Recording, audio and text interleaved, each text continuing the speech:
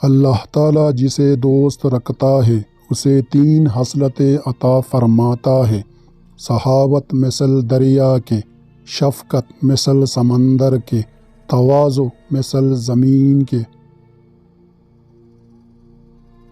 کسی نے دریافت کیا کہ کس طرح حق کو پہنچنا چاہیے؟ فرمایا، اندھا، بہرا اور لنگڑا بن کر۔ خوش ہلکی اور خاموشی ہلکی ہے پیٹ پر، اور باری ہے میزان پر۔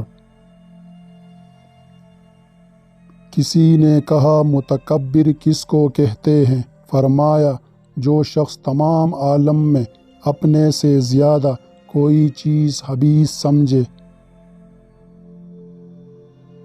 برے اعمال اللہ تعالیٰ کے ساتھ صریح دشمنی کے مترادف ہیں۔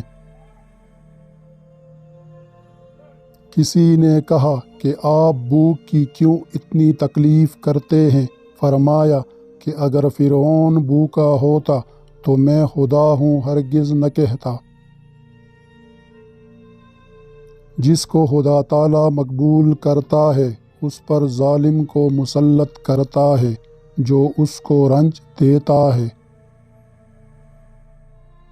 معرفت یہ ہے کہ تو مخلوق کی حرکات و سکنات کو بواسطہ خالق جانے۔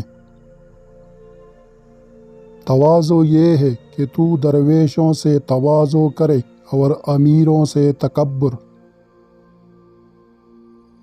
توکل یہ ہے کہ تو زندگانی کو ایک دن کے لیے جانے اور کل کی فکر نہ کرے۔ وہ زمانہ غربت اسلام کا ہے جس میں علماء مفتون دنیا ہے۔ جیسا تم خدا کو کل کے لیے چاہتے ہو تم آج اس کے لیے ویسے بن جاؤ۔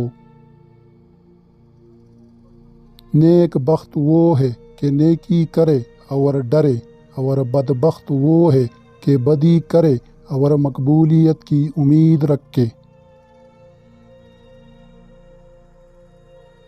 جو گن کر کام کرتا ہے اس کا اجر بھی گن کر ملتا ہے۔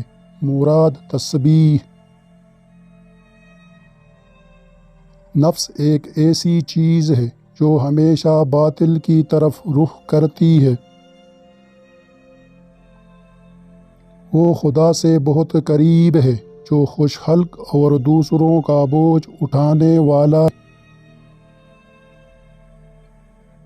اگر آپ 30 برس میں طاقتور اور 40 برس میں عقل مند نہیں بنے تو آپ کبھی طاقتور اور عقل مند نہیں بن سکتے۔ ہر بچے کی پیدائش اس بات کا پیغام ہے کہ خدا ابھی انسان سے مایوس نہیں ہوا۔